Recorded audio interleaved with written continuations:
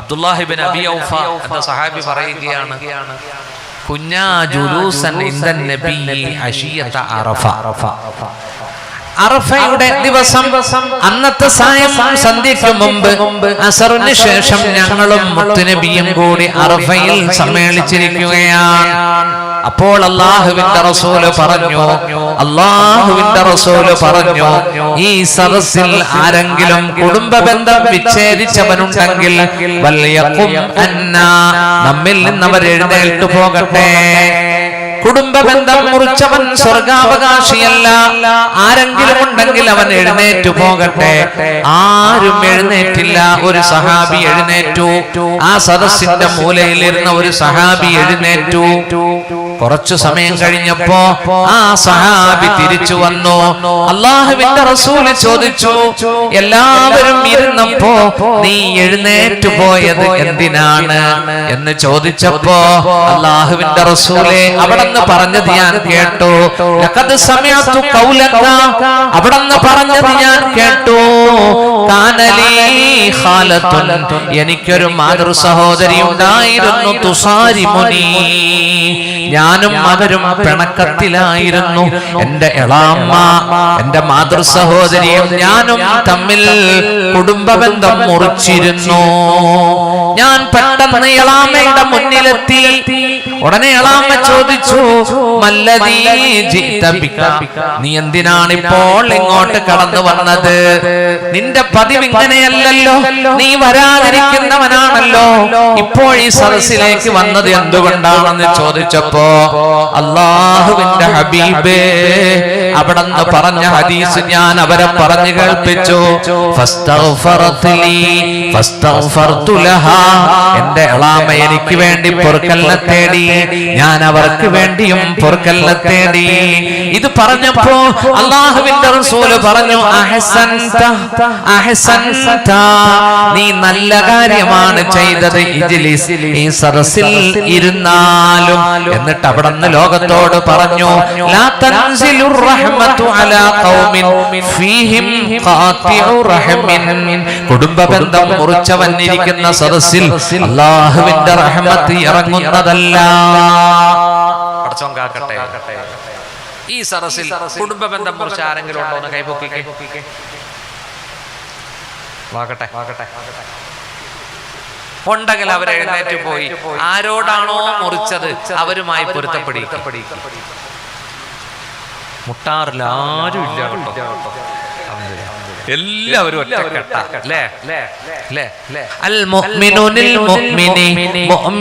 പരസ്പരം കെട്ടിടം പോലെയാണ്. മുത്തുനബി അവിടുത്തെ വിരലുകൾ കോർത്തു പിടിച്ചു. അല്ലാഹു വെറുപ്പില്ലാത്ത, വിദ്വേഷമില്ലാത്ത നല്ല മനസ്സിന്റെ ഉടമകളാക്കി തരട്ടെ. ഈയിടെ ഒരു പെണ്ണുങ്ങളോട് ഞാൻ ചോദിച്ചു, എന്താപ്പാ ആണുങ്ങളോട് ഇത്ര വെറുപ്പ്, ആങ്ങളമാരെന്താ കാണാത്തത്? ഓനെ 2 നില വീട് പണിത്, ഓനെ കാറ് വാങ്ങിച്ച്.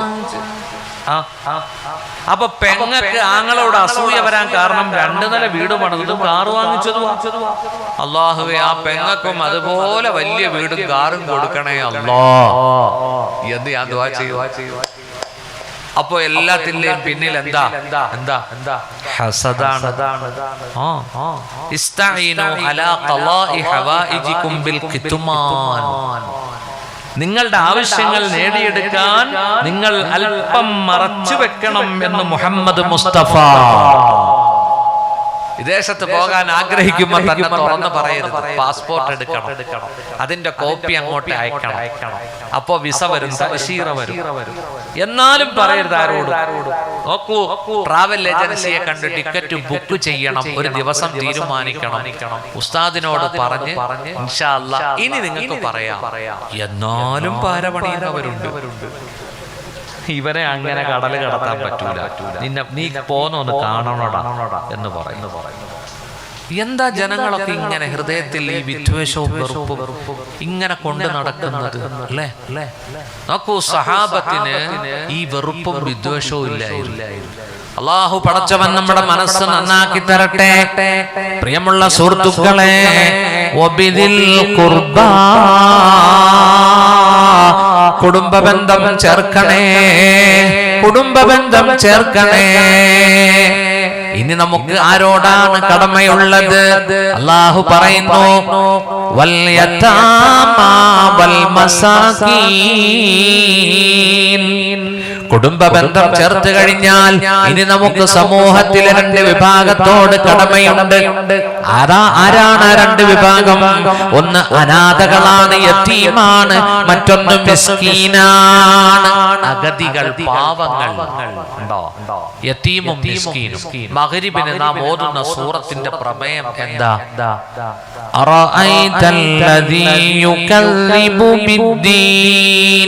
നബിയെ അവിടുന്ന് കണ്ടുവോ അല്ലാഹുവിന്റെ ദീനിനെ കളവാക്കിയവനെ? ആരാണ് ദീനിനെ കളവാക്കിയവൻ?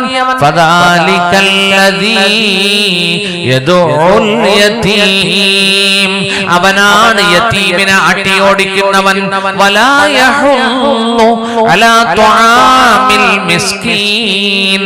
അഗതിക്ക് ഭക്ഷണം കൊടുക്കാൻ പ്രേരിപ്പിക്കാത്തവനാണ്.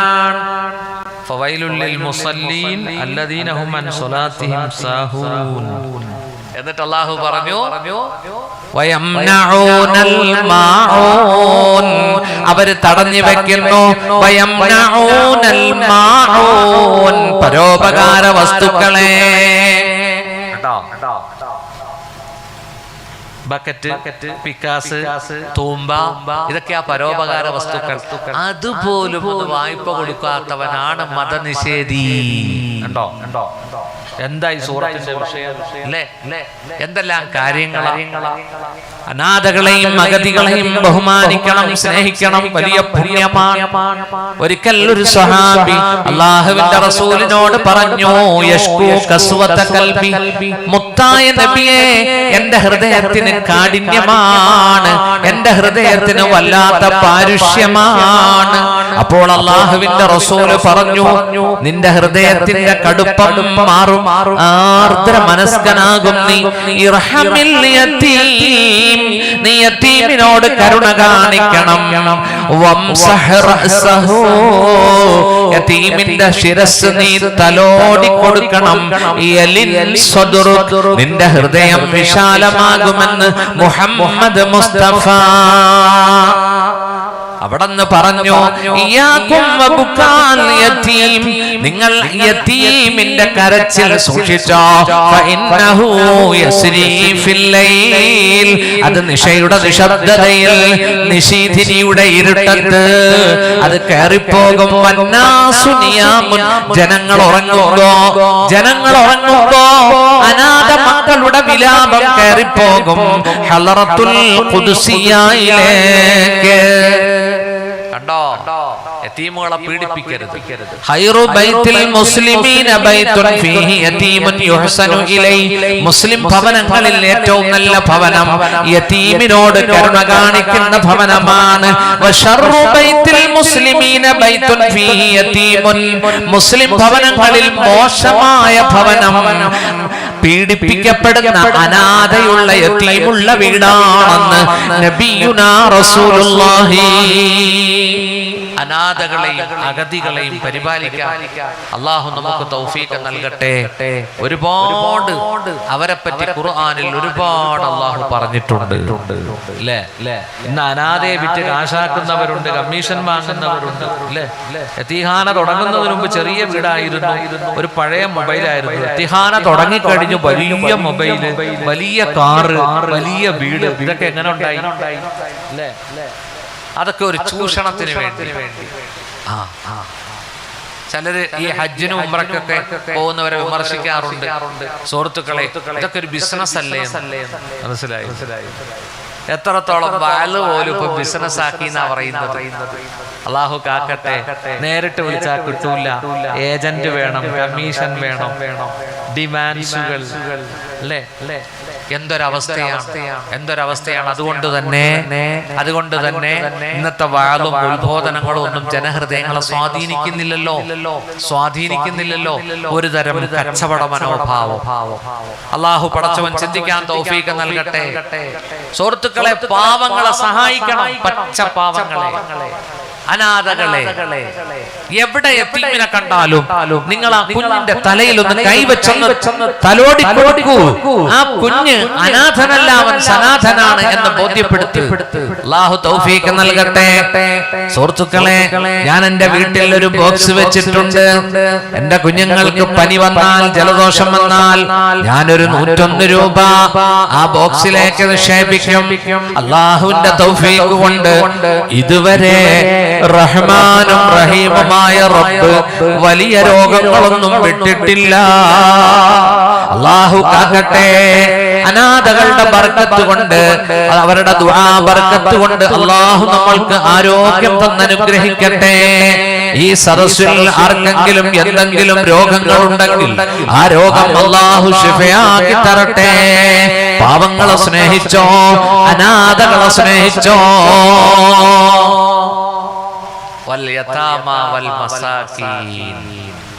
നോക്കൂ, ആ ചാർട്ട് ഇനി കടന്നു വരുന്നത് അയൽവാസികളിലേക്കാണ്. അയൽവാസികളോട് നമുക്ക് കടമയുണ്ട്.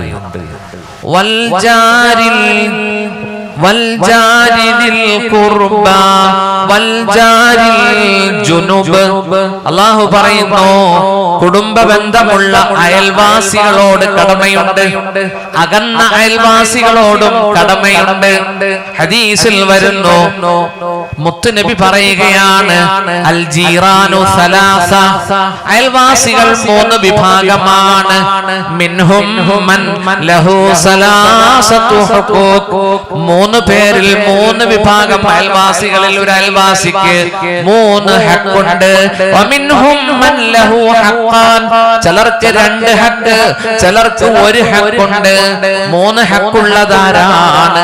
അയൽപക്കത്ത് മുസ്ലിമായ ബന്ധു ഉണ്ടെങ്കിൽ അവരോട് നമുക്ക് 3 ഹക്കുണ്ട്. ഹക്കുൽ ജിബാർ, ഹക്കുൽ ഖറാബ, ഹക്കുൽ ജാർ. അയൽവാസി എന്ന ഹക്ക്, ബന്ധു എന്ന ഹക്ക്, മറ്റൊന്ന് ഹക്കുൽ ഇസ്ലാം, മുസ്ലിം എന്ന ഹക്ക്. ചിലരോട് 2 ഹക്കാണുള്ളത്. നമ്മുടെ തൊട്ടടുത്തൊരു മുസ്ലിമാണ് താമസിക്കുന്നതെങ്കിൽ ഹക്കുൽ ജാരി വൽ ഇസ്ലാം, അയൽപക്കം എന്ന ഹക്കും ഇസ്ലാമിന്റെ ഹക്കും കൊടുക്കണം. നമ്മുടെ അയൽവാസി അമുസ്ലിമാണെങ്കിൽ 1 ഹക്കാണുള്ളത്, ഹക്കുൽ ജാർ, അയൽവാസി എന്ന ഹക്ക്. നമ്മുടെ അടുത്ത അശോകൻ ചേട്ടനാണുള്ളത്.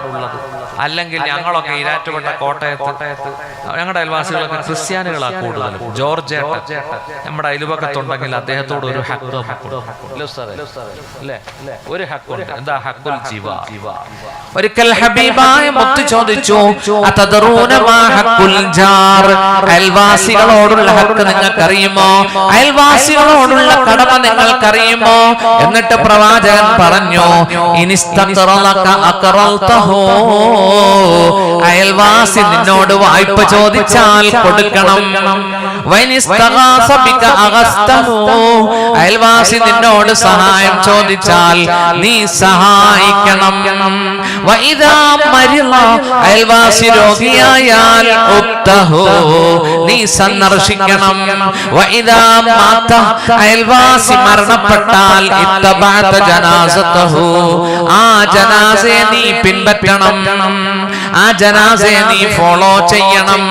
വഇൻ അസാബതുഹു മുസീബ, അയൽവാസിക്ക് പരീക്ഷണങ്ങൾ വരുമ്പോൾ അസ്സൈത, നീ അനുശോചനം, സമാധാനം അറിയിക്കണം. വഇൻ അസാബഹു ഖൈർ, അയൽവാസിക്ക് നന്മ വരുമ്പോൾ ഹന്നഅത, നീ അനുമോദിക്കണം.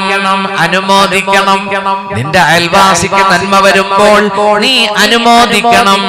പ്രയാസം വരുമ്പോൾ വരുമ്പോൾ ആ അയൽവാസിയെ നീ സമാധാനിപ്പിക്കണം.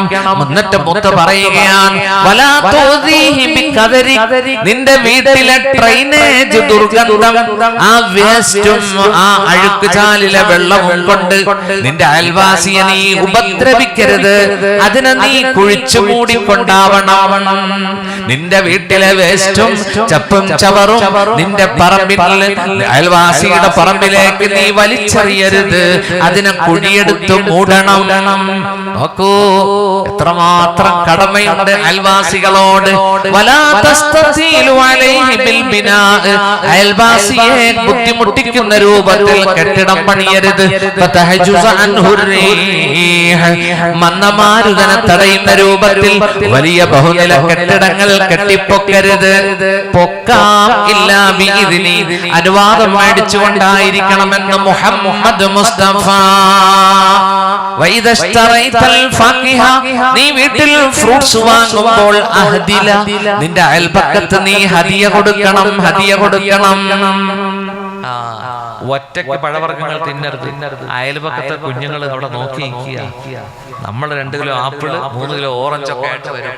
അയൽപക്കത്ത് ആ മക്കൾക്ക് കൊടുക്കണം. സുഹൃത്തുക്കളെ, എന്താ അല്ലേ ഈ കടമകളൊക്കെ പാലിച്ചാണോ ജീവിക്കുന്നത്? ആണോ?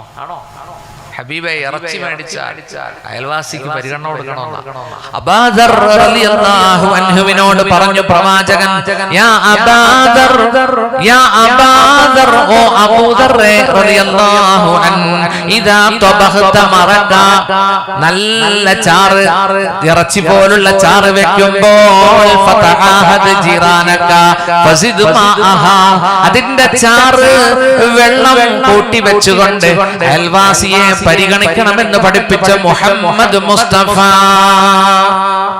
ആരാ? റസൂലുള്ളാഹ് അല്ലേ? ആ നബിയുടെ കാരുണ്യം. അർറഹിമൂൻ യർഹമുഹുമുർ റഹ്മാൻ യർഹമു മൻ ഫിൽ അർദ് യർഹമുകും മൻ ഫിസ് സമാ. അർറഹിമൂൻ കരുണ കാണിക്കുന്നവർ, യർഹമുഹുമുർ റഹ്മാൻ, റഹ്മാനായ അല്ലാഹു അവരോട് കരുണ കാണിക്കും. നിങ്ങൾ ഭൂവാസികളോട് കരുണ കാണിക്കൂ, ആകാശത്തുള്ളവൻ നിങ്ങളോട് കരുണ കാണിക്കും. അസ്സാഇ അലൽ അർമിലത്തി വൽ മിസ്കീൻ, മുത്തുനബി പറയുകയാണ്, വിധവകളെ സംരക്ഷിക്കുന്നവൻ, പാവപ്പെട്ട പാവങ്ങളെ സംരക്ഷിക്കുന്നവൻ, കൽ മുജാഹിദി ഫീ സബീലില്ലാഹ്, അവൻ അല്ലാഹുവിന്റെ മാർഗത്തിൽ പടപൊരുതുന്ന പടയാളിക്ക് തുല്യമാണ്. അല്ലാഹു അനുഗ്രഹിക്കട്ടെ. നമ്മുടെ പ്രിയപ്പെട്ട അയൽവാസികളെ സ്നേഹിക്കണം. അയൽവാസി വന്നുകൊണ്ട് പറയുകയാണ്, നിങ്ങളുടെ തെങ്ങിന്റെ മടല് വീണ് ഓടുപൊട്ടുന്നു, ഒരുപാട് ബുദ്ധിമുട്ട് ഉണ്ട് എന്ന് പറഞ്ഞാൽ പെട്ടെന്ന് ആ ഉപദ്രവം നമ്മൾ മാറ്റിക്കൊടുക്കണം. കഴിയുന്ന ഉപകാരങ്ങൾ അയൽവാസിക്ക് നമ്മൾ ചെയ്തു കൊടുക്കണം.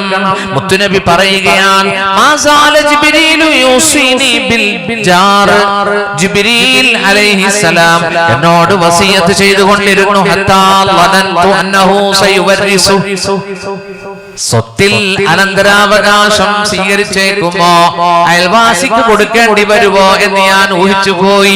അത്രമാത്രം ജിബ്രീൽ അലൈഹിസ്സലാം അയൽപക്ക ബന്ധം ഊട്ടി എന്നോട് കൽപ്പിച്ചുകൊണ്ടിരുന്നു. അല്ലാഹു ചിന്തിക്കാൻ തൗഫീഖ് നൽകട്ടെ. വൽജാരിദിൽ ഖുർബ വൽജാരിൽ ജുനുബ്, അയൽപക്കത്തുള്ള അടുത്ത ബന്ധുക്കൾക്കും നിങ്ങൾ കൊടുക്കണം. മറ്റു ബന്ധമില്ലാത്ത അകന്ന അയൽവാസിക്കും നിങ്ങൾ കൊടുക്കണം. ഇനി അല്ലാഹു പറഞ്ഞത് വസ്സാഹിബി ബിൽ ജംബ്, പാർശ്വവർത്തിയായ കൂട്ടുകാരനോട് കടമയുണ്ട്.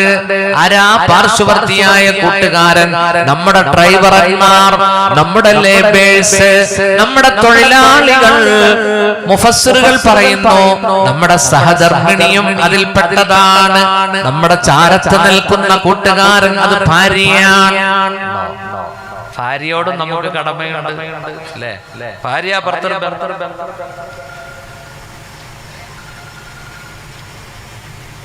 ഭാര്യാഭർത്തൃ ബന്ധത്തെ കുറിച്ച് പറയാൻ ഒരു ദിവസം വേണം അല്ലേ? അല്ലെങ്കിൽ 2 ദിവസം. എന്നാലും ഞാൻ സുഹൃത്തുക്കളെ കടമകൾ വിവരിക്കുമ്പോൾ സമൂഹത്തോടുള്ള നമ്മുടെ ബാധ്യത. ആരാണ് നമ്മുടെ ഭാര്യ? നമ്മൾ മലയാളത്തിൽ ഭാര്യ എന്ന് പറയും, സത്യത്തിൽ ഖുർആൻ അങ്ങനെ ഒരു പദം ഉപയോഗിച്ചിട്ടില്ല. വഖലഖനാകും അസ്വാജ, നാം നിങ്ങളെ പടച്ചത് ഇണകളായിട്ടാണ്. ഇണയും തുണയും. കണ്ണടയുടെ രണ്ട് ഗ്ലാസ് പോലെ, കാലിൽ ധരിക്കുന്ന രണ്ട് ഷൂ അല്ലെങ്കിൽ ചെരുപ്പ് പോലെ, സൈക്കിളിന്റെ രണ്ട് വീല് പോലെ. ഉണ്ടോ? ആണും പെണ്ണും. ഇന്ന് സമൂഹം ധരിച്ചിരിക്കുന്നത് ഭാര്യ വേലക്കാരിയാണ്, അടിമക്കാരിയാണ്, അടിമപ്പെണ്ണാണ്. പക്ഷെ ഇസ്ലാം അവളെ കാണുന്നത് എങ്ങനെയാ? ഇതുപോലെയാ. സ്വന്തമായി വ്യക്തിത്വവും അവകാശങ്ങളുമുള്ള ഒരു സ്വത്വം ആണ് ഭാര്യ. നോക്കൂ, ആ ഭാര്യയെ സ്നേഹിക്കണമെന്ന് പരിശുദ്ധ ഖുർആൻ. മുത്തുനബിയുടെ ഒരുപാട് ഹദീസുകളുണ്ട്. അല്ലാഹുവിന്റെ റസൂൽ ഒരിക്കൽ പറഞ്ഞു, മാ അക്രമഹുന്ന ഇല്ലാ കരീം വമാ അഹാനഹുന്ന ഇല്ലാ ലഈം.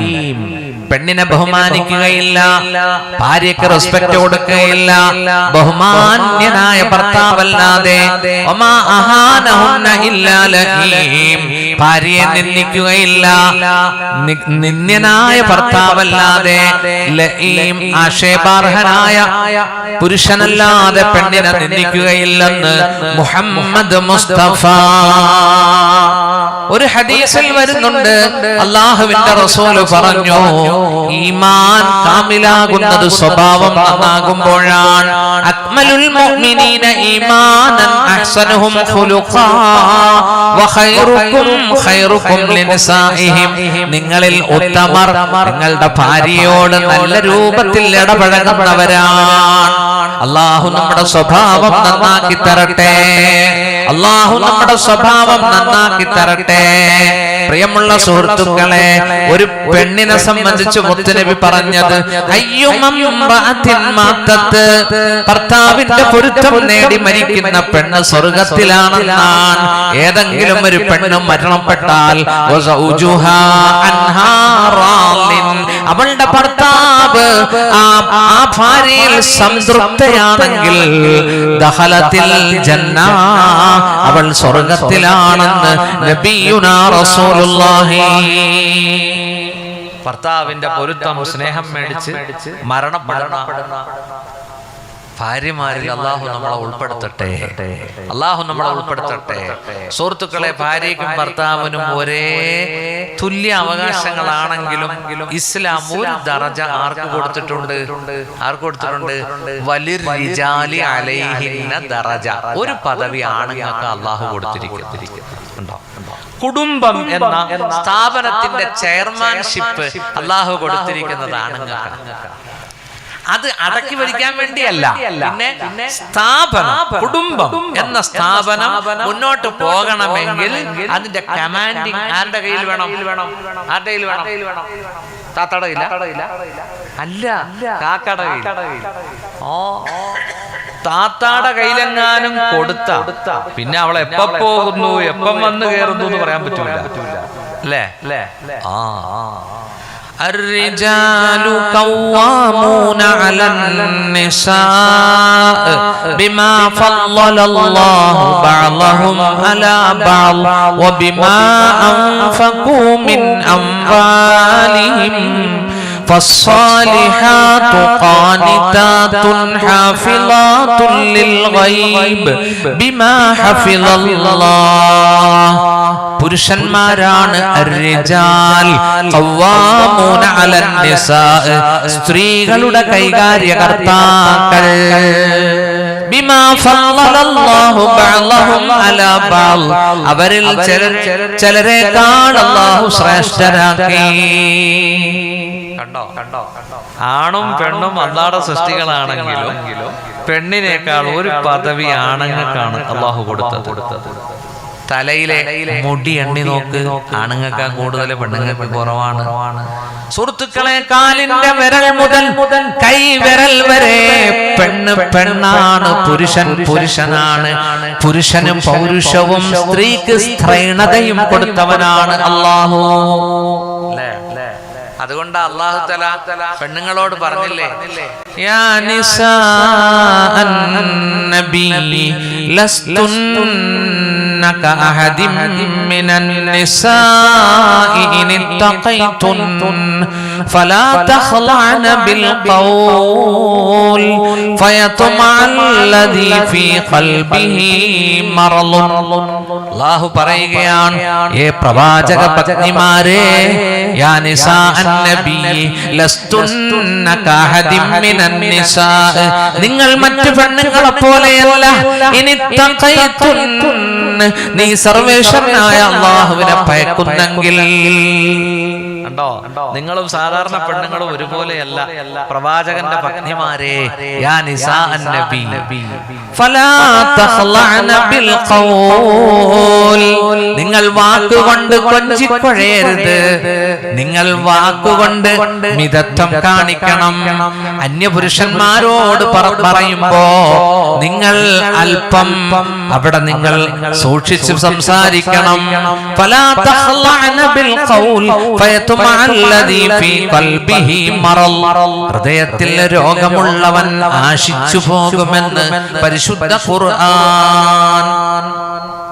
ഒരു തലാഖ് നടന്ന എന്തിന്റെ പേരിലാന്നറിയോ? എന്തിന്റെ പേരിലാ? മോളെ പ്രസവിക്കാൻ വിളിച്ചോണ്ട് വന്നു, പിന്നെ എന്തോ വയറ് കാണാൻ വന്നു, അന്നേരം എന്തൊക്കെയോ പാത്രങ്ങൾ കൊണ്ടുവരണം പോലും. അങ്ങനെ ഉണ്ടോ? വയറ് കാണാൻ? അല്ലാഹു അല്ലാഹു.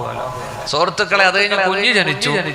കുഞ്ഞിന് മുടി കളയാൻ വന്നപ്പോ എന്തോ കട്ടിലോ അലമാരിയോ കൊണ്ടുവന്നില്ല എന്നും പറഞ്ഞ് അതിന്റെ പേരിൽ അങ്ങ് തെറ്റി ഹബീബേ ത്വലാഖിലായി. തസവ്വജൂ, നിങ്ങൾ വിവാഹം കഴിക്കണം. വലാ തുതല്ലിഖൂ, നിങ്ങൾ വിവാഹമോചനം നടത്തരുത്.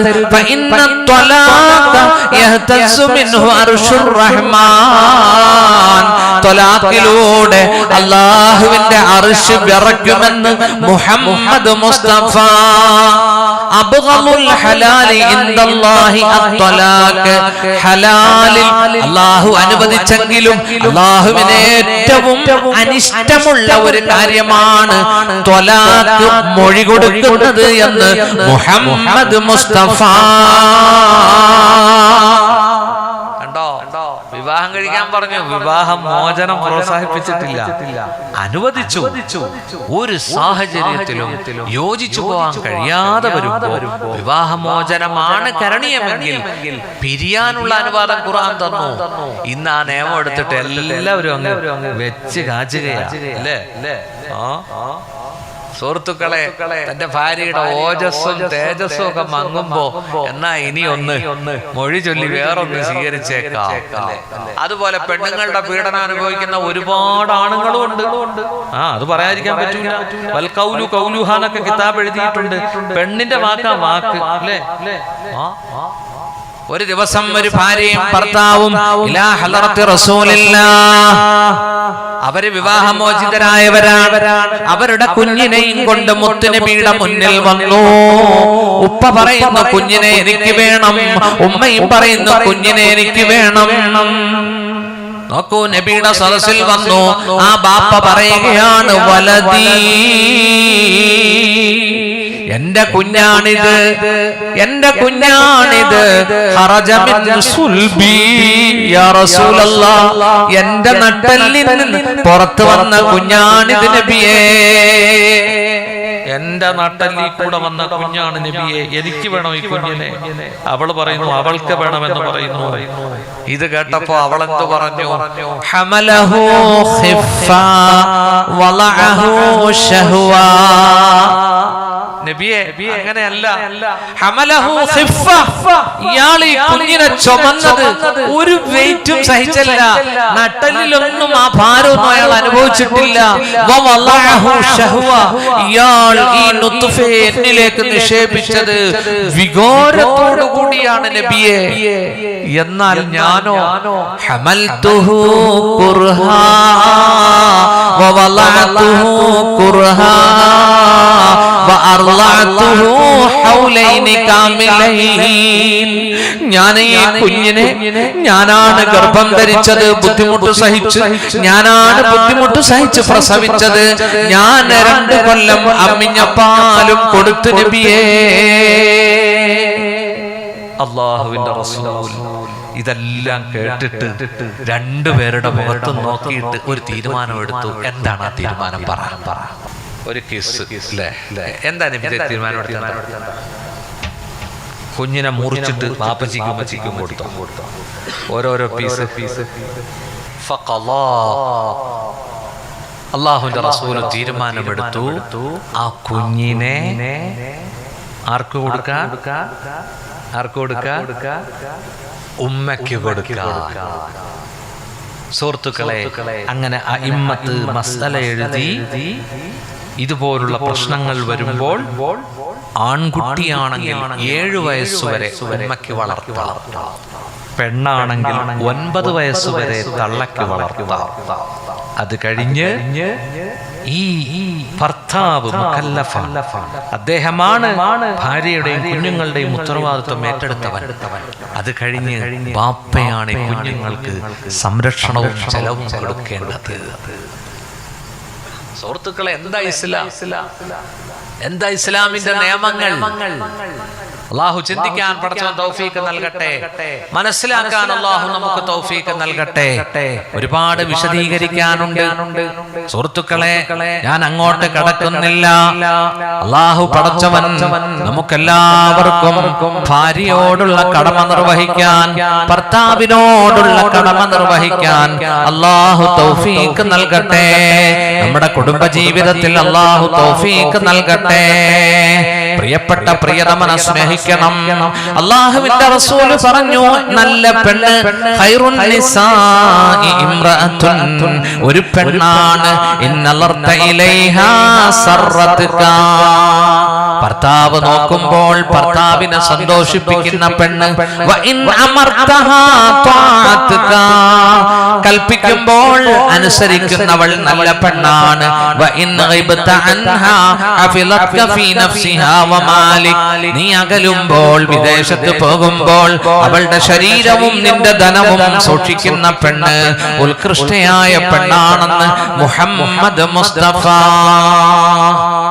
അല്ലാഹു തൗഫീഖ് നൽകട്ടെ.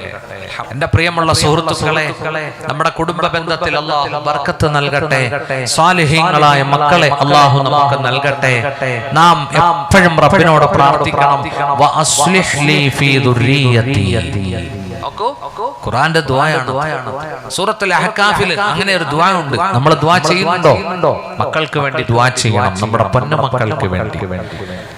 റബ്ബി ഔസിഅനി അൻ അഷ്കുറ നിഅമതക അല്ലതി അൻഅംത അലയ്യ. അല്ലാഹുവേ, നിന്റെ നിഅമത്തുകൾക്ക് ശുക്ർ ചെയ്യാൻ തൗഫീഖ് നൽകണമേ. അൻ അഷ്കുറ നിഅമതക അല്ലതി അൻഅംത അലയ്യ വഅലാ വാലിദയ്യ. എനിക്കും എൻ്റെ മാതാപിതാക്കൾക്കും നീ ചെയ്ത നിഅമത്തുകൾക്ക് ശുക്ർ ചെയ്യാൻ. വ അൻ അഅമല സ്വാലിഹൻ തർലാ, നീ പൊരുത്തപ്പെടുന്ന സുഹൃതങ്ങൾ സൽക്കർമ്മങ്ങൾ ചെയ്യാനും തൗഫീഖ് നൽകണമേ. വ അസ്ലിഹ് ലീ ഫീ ദുർരിയതി, എൻ്റെ സന്താനങ്ങളെ നീ നന്നാക്കി തരണമേ. ഇന്നി തുബ്തു ഇലൈക, ഞാൻ നിന്നിലേക്ക് പശ്ചാത്തപിക്കുന്നു തമ്പുരാനേ. നമ്മുടെ ദുആയിൽ നമ്മുടെ കുഞ്ഞുങ്ങളെ നമ്മൾ ഉൾപ്പെടുത്തണം. മനസ്സിലായില്ലേ? റബ്ബനാ ഹബ് ലനാ മിൻ അസ്വാജിനാ വ ദുർരിയ്യാതിനാ ഖുർറത അയുൻ. നാദാ, ഞങ്ങളുടെ ഇണകളിൽ നിന്നും പുത്രകളത്രാദികളിൽ നിന്നും നീ തരണമേ ഖുർറത അയുൻ, നല്ല കൺകുളിർമയുള്ള മക്കളെ. മക്കളെ സ്നേഹിക്കണം, ആ മക്കൾക്ക് തർബിയത്ത് കൊടുക്കണം. അതുകൂടി പറഞ്ഞ് ഇൻഷാ അല്ലാഹ് നമുക്ക് ദുആ ചെയ്യാം. ആരാണ് മക്കൾ? അല്ലാഹുവിന്റെ റസൂൽ പറഞ്ഞു, അൽ വലദു സമറത്തുൽ ഖൽബ്, ഹൃദയത്തിന്റെ പഴമാണ് മക്കൾ. മാതാപിതാക്കൾ എപ്പോഴും മക്കളുടെ ചിന്തയിലാണ്, അവർക്ക് വേണ്ടിയാണ് അധ്വാനിക്കുന്നത്.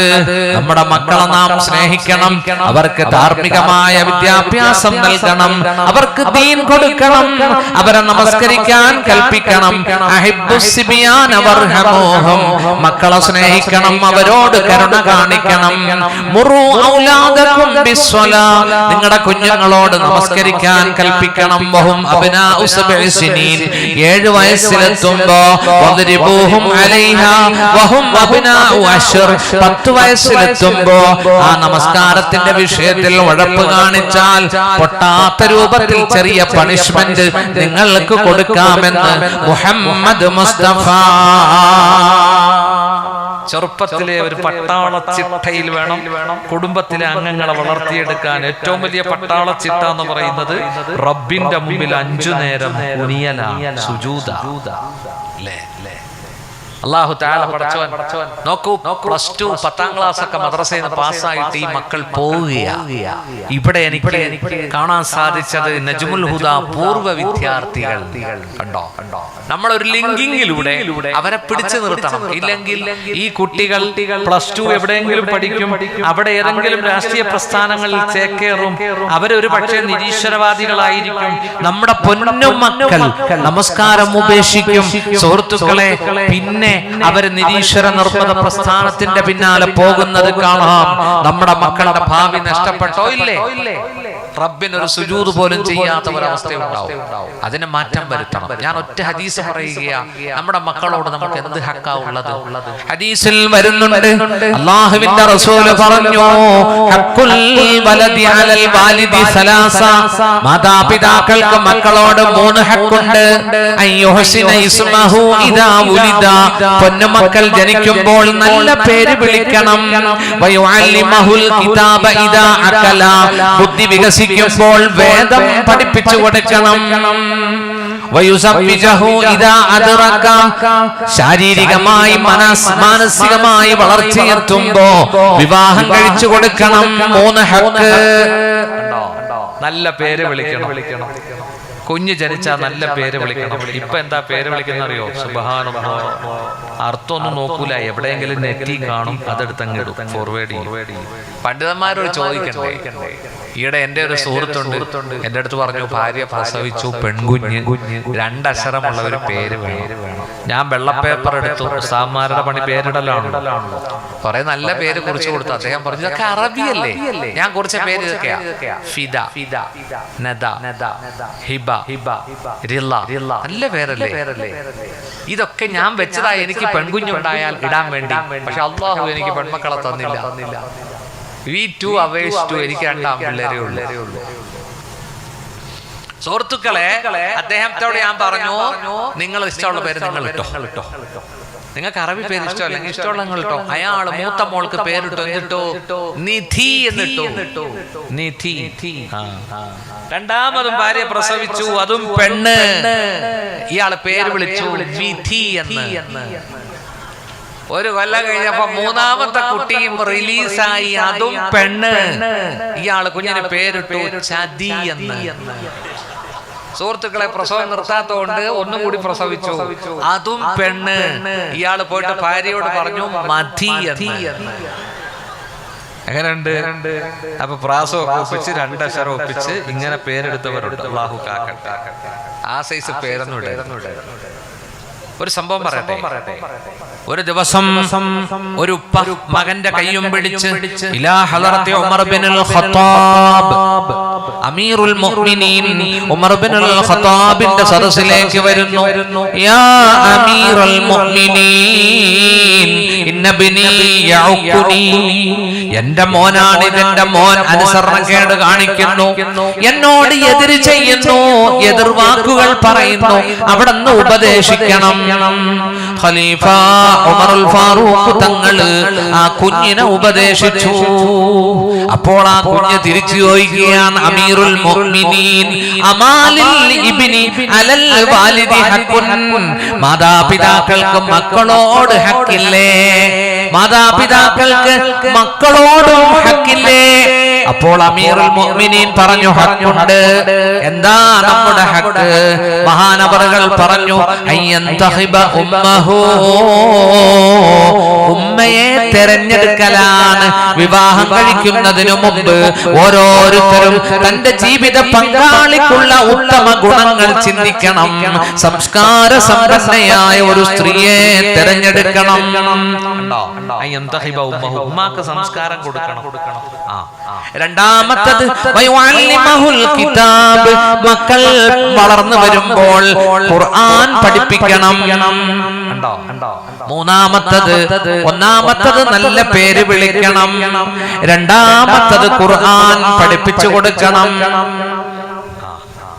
ഒന്ന് എന്റെ മാതാവിനെ സംസ്കാര സമ്പന്നയാക്കണം. 3 ഹക്കുണ്ട് എന്ന് പറഞ്ഞപ്പോ ആ കുട്ടി പറയുകയാണ് വല്ലാഹി മന്തഹബ ഉമ്മി, എന്റെ ഉമ്മയെ എന്റെ ഉപ്പ തെരഞ്ഞെടുത്തതല്ല, സംസ്കാര സമ്പന്നയുമല്ല. വല്ലാഹി എന്റെ ഉമ്മയെ തെരഞ്ഞെടുത്തതല്ല മാഹിയ ഇല്ലാ സിന്ദിയ ഇഷ്തറാഹാ ബി 400 ദീനാർ. ഒരു അടിമപ്പെണ്ണായിരുന്നു, വെറും ഒരു അടിമപ്പെണ്ണ്. 400 വെള്ളിക്കാശന് തട്ടിക്കൂട്ടിയ കല്യാണമാണിത്. എവിടെന്നെങ്കിലും പ്രേമിച്ച് എവിടെന്നെങ്കിലും പൊക്കിക്കൊണ്ടുവരുന്നതാണെങ്കിൽ മക്കളും അതുപോലെ ഇരിക്കും. അതുകൊണ്ട് ഇത് സുഹൃത്തുക്കളെ, ഇത് ലൈഫ് ടൈം വേണ്ടതല്ലേ നമ്മുടെ ഭാര്യ?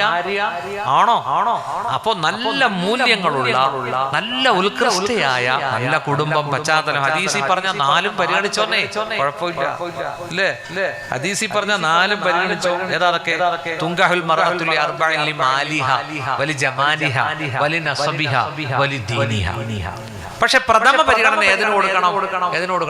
വലി ദീനിഹ, ദീനിന് കൊടുക്കണം. ഫൽഫർ ബിദാത്തി ദീൻ, ദീനുള്ള പെണ്ണിനെ നീ കെട്ടി വിജയിച്ചോ എന്ന് മുഹമ്മദ് മുസ്തഫ. നോക്കൂ, ആ കുട്ടി പറയുകയാണ് വലാ അല്ലമനി ശൈഅൻ മിൻ കിതാബില്ലാഹ്, അല്ലാഹുവിന്റെ കിതാബിൽ നിന്ന് ഒരു ആയത്ത് പോലും എനിക്ക് പഠിപ്പിച്ചു തന്നിട്ടില്ല. വലാ അഹ്സന ഇസ്മി, എന്റെ പേര് നന്നാക്കിയിട്ടില്ല.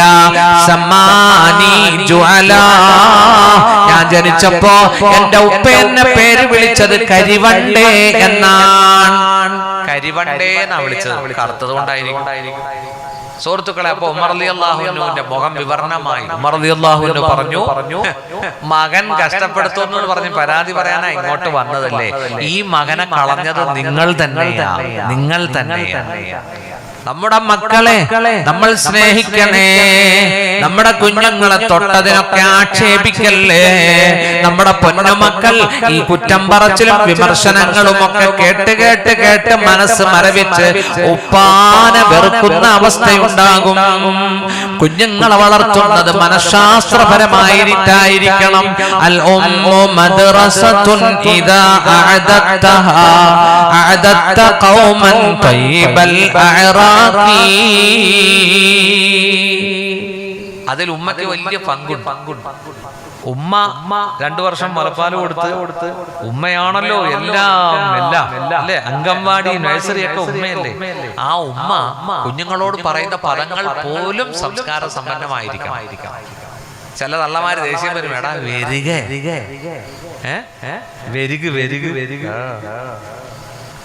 എന്തൊക്കെ തള്ള പറയുന്നത്, സുബ്ഹാനല്ലാഹ്. അതാ കുട്ടി ബൈഹാർട്ടാക്കും. പിന്നെ സ്കൂളിൽ പോകുമ്പോൾ അംഗൻവാടി ചേർക്കുമ്പോൾ അവിടെയുള്ള കുട്ടീനെ വെരുകയെന്ന് വിളിക്കും. എന്താ വെരുകെന്ന് ഈ കുട്ടിക്ക് അറിയില്ല. തള്ള പണ്ട് വിളിച്ചിട്ടുണ്ട് വെരുകയെന്ന്. ഒരു ഇച്ചിരി കിതാബ് ഓതിയ വാപ്പയാണെങ്കിൽ ചിലപ്പോ വാപ്പ കുഞ്ഞിനെ വിളിക്കും, എടാ ഹയവാന്, എടാ ഹമുക്ക് ഇല്ലേ. വസ്താദന്മാർക്ക് എപ്പോഴും പറയാൻ പറ്റുന്ന 2 വാക്കായിരുന്നു, ഹയവാനും ഹമുക്കും. പടച്ചൊക്കെ ആക്കുമാറാവട്ടെ. സുഹൃത്തുക്കളെ, നമ്മുടെ കുഞ്ഞുങ്ങളോടുള്ള ഹക്ക് നമ്മൾ പാലിക്കണം. അല്ലാഹു നമ്മുടെ മക്കളെ ഖുറത്തു ഐനാക്കി തരട്ടെ. സുഹൃത്തുക്കളെ, വൽ വസ്സാഹിബി ബിൽ ജംബ് വബിനിസ് സബീൽ വമാ മലകത് ഐമാനുക്കും. വഴിയാത്രക്കാർ, പാവങ്ങൾ, മുസാഫിറുകൾ, അവരോട് നമുക്ക് ഹക്കുണ്ട്. ലിസാഇലി ഹക്കുൻ, യാചകന് ഹക്കുണ്ട്. വലൗ ജാഅ അലാ ഫറസിൻ, അയാൾ കുതിരപ്പുറത്താണ് വന്നതെങ്കിൽ കളറെങ്കിലും യാചകന് കൊടുക്കണമെന്ന് മുഹമ്മദ് മുസ്തഫ. ഒരിക്കൽ ഒരു സഹാബി മുത്തുനബിയുടെ മുന്നിൽ വന്നു യാചിച്ചു, കൈനീട്ടി. അപ്പോൾ പ്രവാചകൻ ചോദിച്ചു, അമാ ഫീ ബൈതിക ശൈഉൻ, നിന്റെ വീട്ടിൽ വല്ലതുമുണ്ടോ? ആ സഹാബി പറഞ്ഞു, യുവാവാണ്, ഹിൽസുൻ വ കഅബുൻ, ഒരു പുതപ്പുണ്ട്, കപ്പുമുണ്ട്, അത് രണ്ടും കൊണ്ടുവരാൻ പറഞ്ഞു. എന്നിട്ട് നബി തിരുമേനി കയ്യിൽ പിടിച്ചിട്ട് ചോദിച്ചു, മയ്യശ്തരി ഹാദൈൻ, ഇത് രണ്ടും ആര് വിലക്കെടുക്കും? ഒരു സഹാബി പറഞ്ഞു, അശ്തരീഹിമാ ബിദിർഹം, ഒരു ദിർഹമിന് ഞാൻ എടുത്തോളാം. വീണ്ടും മുത്തുനബി ചോദിച്ചു, മയ്യസീദു അലാ ദിർഹം, മയ്യസീദു അലാ ദിർഹം. ലേലം വിളിക്കുന്നതിന് ഈ ഹദീസാണ് തെളിവുള്ളത്. ആരാണ് ഒന്നിലധികം തരാൻ ആരുണ്ട് എന്ന് ചോദിച്ചപ്പോ ഒരു സഹാബി പറഞ്ഞു, അശ്തരീഹിമാ ബിദിർഹമൈൻ, 2 ദിർഹമിന് ഞാൻ ഇതെടുത്തോളാം. അല്ലാഹുവിന്റെ റസൂൽ സല്ലല്ലാഹു അലൈഹി വസല്ലം ആ പുതപ്പും ആ കപ്പും ആ സഹാബിക്ക് കൊടുത്തു. എന്നിട്ട് പറഞ്ഞു 2 ദിർഹം വാങ്ങിച്ചു. എന്നിട്ട് 1 ദിർഹം ഈ സഹാബി കൈനീട്ടി വന്ന യാചകനായ സഹാബിയോട് പറഞ്ഞു, 1 ദിർഹം കൊടുത്തിട്ട് പറഞ്ഞു, ഇഷ്തരി ബിഹി ഖദൂമ, നീ ഒരു കോടാലി മേടിച്ചുകൊണ്ട് വരാം, 1 ദിർഹം കൊണ്ട് നീ ഭക്ഷണം വാങ്ങിച്ച് വീട്ടിൽ കൊടുക്ക് എന്നും പറഞ്ഞു. കോടാലി കൊണ്ടുവന്നു. അതിന്റെ കൈ ഹബീബായ മുത്ത് അതിന് കൈയിട്ട് ഉറപ്പിച്ചു കൊടുത്തു. എന്നിട്ട് അവിടെ നിന്ന് പറഞ്ഞു, നീ പോകണം, കാട്ടിലേക്ക് വിറക് വെട്ടണം. 15 ദിവസം നിന്നെ കാണരുത് ഞാൻ. 15 ദിവസം കഴിഞ്ഞ് വന്നേക്കണം. 15 ദിവസം കഴിഞ്ഞ് വന്നു, വിറകൊക്കെ വെട്ടി വിറ്റു. 10 ദിർഹമുമായിട്ട് ഇലാ ഹദറത്തി റസൂലില്ലാഹ്. അപ്പൊ അല്ലാഹുവിന്റെ റസൂല് പറഞ്ഞു, ആ വാക്ക് മനസ്സിൽ കുറിച്ചിട്ടോ. എന്താ പറഞ്ഞത്? ഹാദാ ഖൈറുൽ ലക, നിനക്കിതാണ് ഉത്തമം, കരണീയം. വൽ മസ്അലത്തു നുക്തത്തുൻ ഫീ വജ്ഹിക, യാചന നിന്റെ മുഖത്ത് കറുത്ത പാടുകൾ സൃഷ്ടിക്കും. ഒരു ഹദീസിലുണ്ട്, നാളെ ഖിയാമത്ത് നാളിൽ വരുമ്പോ മുഖത്ത് ഇറച്ചി കാണില്ല. കൈനീട്ടുന്നവർ, യാചിക്കുന്നവർ, അല്ലാഹുവേ ഞങ്ങളെ നീ കാത്തുകൊള്ളണേ അല്ലാഹ്. അല്ലാഹു തന്ന സമ്പത്ത് പാവങ്ങൾക്കും മുസാഫിറുകൾക്കും. നോക്കൂ, പണ്ടൊക്കെ നമ്മുടെ പള്ളിയിൽ മുതഅല്ലിമീങ്ങൾ വന്നിരുന്നു, അഹ്ലുബൈത്ത് വന്നിരുന്നു. റമളാനിൽ അവർക്ക് നാം കളക്ഷൻ എടുത്തു കൊടുത്തിരുന്നു, നോമ്പ് തുറ കൊടുത്തിരുന്നു. ഇന്ന് അതെല്ലാം നമുക്കൊരു പഴങ്കഥയാണ്. നാം വരുന്നവരെ വളരെയധികം മോശമായി വീക്ഷിക്കുന്നു.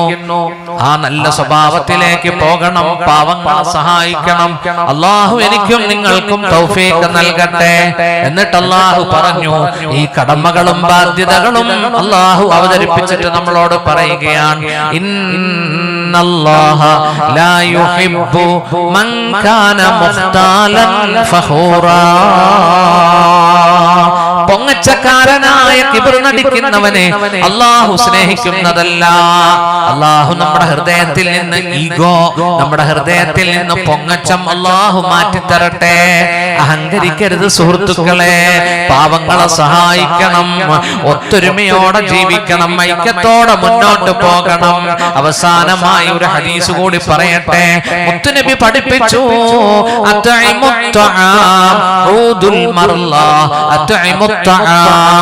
നിങ്ങൾ ഭക്ഷണം ഭക്ഷിപ്പിക്കണം, രോഗിയെ സന്ദർശിക്കണം, രോഗികളെ സന്ദർശിക്കണം, നിങ്ങൾ അന്നദാനം നൽകണം. തടവറയിൽ കിടക്കുന്നവരെ തടവിൽ നിന്നും മോചിപ്പിക്കണം. രോഗികളെ കാണണം. എന്തിനാ? റബ്ബ് ചെയ്ത അനുഗ്രഹം ഓർമ്മ വരും രോഗികളെ കാണുമ്പോൾ, അല്ലേ? അല്ലാഹു തആല, നിങ്ങൾ ആരെങ്കിലും രോഗികളെ കാണാറുണ്ടോ? നമ്മൾ ജില്ലാ ആശുപത്രിയിലും മെഡിക്കൽ കോളേജിലൊക്കെ പോകണം. എന്താ സുഹൃത്തുക്കളെ, നോക്കൂ, അത് മുത്തുനബിയുടെ സുന്നത്താണ്. അല്ലാഹുവിന്റെ ഹബീബായ മുത്തിന്റെ സുന്നത്താണത്. സ്വഹാബാക്കളിൽ ഉമറുൽ ഫാറൂഖ് തങ്ങള് നിശയുടെ നിശബ്ദതയിൽ രോഗികളെ സന്ദർശിച്ചിരുന്നു. ഒരു ദിവസം അമീറുൽ മുഅ്മിനീൻ ഉമറുൽ ഫാറൂഖ് റളിയല്ലാഹു അൻഹു വേഷപ്രച്ഛന്നനായി മദീനയുടെ പ്രാന്തപ്രദേശത്തു കൂടി പോവുകയാണ്. ത്വൽഹത്ത് ഇത് കണ്ടു റളിയല്ലാഹു അൻഹു. ഉമർ ഒരു ചെറ്റക്കുടിൽ ചെന്ന് കയറുന്നു. അടുത്ത സുപ്രഭാതം ത്വൽഹത്ത് റളിയല്ലാഹു അൻഹു ആ വീട്ടിലേക്ക് ചെന്നു കയറി. രാത്രി കടന്നു വന്നത് എന്തിനാണെന്നറിയാൻ ആ രംഗം തഴവ ഉസ്താദ് പാടുന്നുണ്ട്. ഒന്ന് പാടാം അല്ലേ? അറിയോ? ഒന്ന് പാടിയേക്കാം. പനനാര് കൊണ്ട് വരിഞ്ഞു കോർത്തൊരു കട്ടിലിൽ പഴമുണ്ടു മൂടിയ കിഴവി രോഗമിലുണ്ടതിൽ നിങ്ങൾക്കു സേവനം ചെയ്യുവാനാരുണ്ട് അതിനുത്തരം എനിക്കെന്റെ സൃഷ്ടാവുണ്ട് രോഗത്തിലായി കിടപ്പായ നാൾ മുതലിന്നും വരും രാത്രിയിൽ ആരോ ഒരാളടുത്തെന്നും ത്വൽഹത്ത് ചെന്ന് നോക്കുമ്പോ ഈത്തപ്പനക്കയർ കൊണ്ടുണ്ടാക്കിയ കട്ടിലിൽ ഉമ്മാമ ചുരുണ്ട് കിടക്കുന്നു. ആരാ നിങ്ങളെ നോക്കുന്നത്? എന്റെ അള്ളാഹ് എന്നെ നോക്കുന്നു എന്ന് മറുപടി പറഞ്ഞിട്ട് പറയുകയാണ്, രോഗത്തിലായി കിടപ്പായ നാൾ മുതലിന്നും വരും രാത്രിയിൽ ആരോ ഒരാളടുത്തെന്നും കഷ്ടിച്ച ചട്ടിയെടുത്തവർ നീക്കുന്നതാ ശുദ്ധീകരിച്ചത് പിന്നെയും വെക്കുന്നതാ സന്തോഷമുള്ള കലാമുകൾ പറയുന്നതാ സന്താപമെല്ലാം നീങ്ങുവാനുതകുന്നതാ പൊതിയൊന്നെടുത്തവർ ഭക്ഷണം നൽകുന്നതാ സുബ്ഹാന റബ്ബി തൽക്ഷണം മടങ്ങുന്നതാ. ഇത് കേട്ടിട്ട് ത്വൽഹത്ത് റളിയല്ലാഹു അൻഹു തരിച്ചുപോയി. എല്ലാ ദിവസവും കടന്നു വരുന്ന വ്യക്തി ചെയ്യുന്ന ജോലി കണ്ടില്ലേ? മലവും മൂത്രവും നീക്കിക്കൊടുക്കും, പൊതിയെടുത്ത് തുറന്ന് ഭക്ഷണം കൊടുക്കും അല്ലേ? ആരാണത്? കിസ്റാപനിക്കും കൈസറും വിറയ്ക്കുന്നതാ മിസ്രിൽ മുഖൗഖിസ് കേട്ടുടൻ ഞെട്ടുന്നതാ അവരാണ് അമീറുൽ മുഅ്മിനീൻ ഉമറല്ലോ ജനസേവകന്മാർക്കുള്ളിമാമാണല്ലോ. പിന്നീട് ഇപ്പം വന്ന രാഷ്ട്രീയക്കാരൊക്കെ സുഹൃത്തുക്കളെ കുടിലിൽ ചെന്ന് കയറി ദാലും ചപ്പാത്തിയൊക്കെ തിന്നും. ഹരിജനങ്ങളുടെ കുടിലൊക്കെ ചെന്നിട്ട് അത് ഉമർ റളിയല്ലാഹുവിന്റെ സുന്നത്താണത്. മനസ്സിലായില്ലേ? ഇവര് പോകുന്നത് വോട്ടിന് വേണ്ടിയാ അല്ലേ? അള്ളാഹു പടച്ചവൻ രോഗികളെ സന്ദർശിക്കാൻ ആശ്വസിപ്പിക്കാൻ അള്ളാഹു തൗഫീഖ് നൽകട്ടെ. ഈ കടമകൾ സുഹൃത്തുക്കളെ മുഖ്യമായിട്ടും കുടുംബ ബന്ധം ചേർക്കുക, അയൽവാസിയോടുള്ള കടമകളൊക്കെ നമ്മൾ പാലിക്കണം. അള്ളാഹു പടച്ചവൻ നമ്മുടെ ജീവിതത്തിൽ ബർക്കത്ത് നൽകട്ടെ. പരസ്പരം സഹായിക്കണം. നോക്കൂ, നമ്മോട് യാത്ര പറഞ്ഞ MI ഷാനവാസ് MP വയനാടിന്റെ MP അള്ളാഹു അദ്ദേഹത്തിന് പുറത്തു കൊടുക്കട്ടെ. സുഹൃത്തുക്കളെ, അദ്ദേഹത്തിന് കരള് കൊടുത്തത് സ്വന്തം മോളാ. മുൻ കലക്ടർ മുഹമ്മദ് ഹനീഷിന്റെ സഹധർമ്മിണിയാണ്, അദ്ദേഹത്തിന്റെ മകളാണ്. സുഹൃത്തുക്കളെ, ഞാൻ 2-3 ആഴ്ച വെള്ളിയാഴ്ച അവയവദാനത്തെ കുറിച്ച് സംസാരിച്ചു പള്ളിയിൽ. നമുക്ക് ദാനം ചെയ്യാൻ അനുവാദമുള്ളത് ഒന്നേ ഒന്ന് മാത്രം, ബ്ലഡ്, രക്തം. അത് ശരീരത്തിൽ വളരുന്നത് കൊണ്ട് സുഹൃത്തുക്കളെ നമുക്കത് ദാനം ചെയ്യാം. ഒന്നാമത് ദാനം ചെയ്യാൻ പാടില്ല എന്ന് പറയാൻ കാരണം നമുക്ക് മിൽക്കിയത്തില്ല, നമുക്ക് ഉടമസ്ഥാവകാശമില്ല. ഉണ്ടോ? നമ്മുടെ കണ്ണിൽ നമുക്ക് ഉടമസ്ഥാവകാശം ഉണ്ടോ? നമ്മുടെ കിഡ്നിയിലുണ്ടോ? നമ്മുടെ കരളിലുണ്ടോ? സുഹൃത്തുക്കളെ, ബ്ലഡ് ഒരാളുടെ ദേഹത്തിൽ ഒരു 5 ലിറ്റർ ബ്ലഡ് ഉണ്ടാവും, 5.5 അല്ലെങ്കിൽ 6. ആ ബ്ലഡ് നമുക്ക് ദാനം ചെയ്യാം, വിൽക്കാൻ പാടില്ല. ഇതേ പറ്റി നമ്മുടെ ഫിഖ് 1000 വർഷങ്ങൾക്ക് മുമ്പ് നമ്മുടെ ഷാഫി മദ്ഹബിലും മറ്റ് അയിമത്ത് 4 ഇമാമിങ്ങളും ഒക്കെ എത്ര സുന്ദരമായിട്ടാണ് മസലകൾ എഴുതി വെച്ചിരിക്കുന്നത്.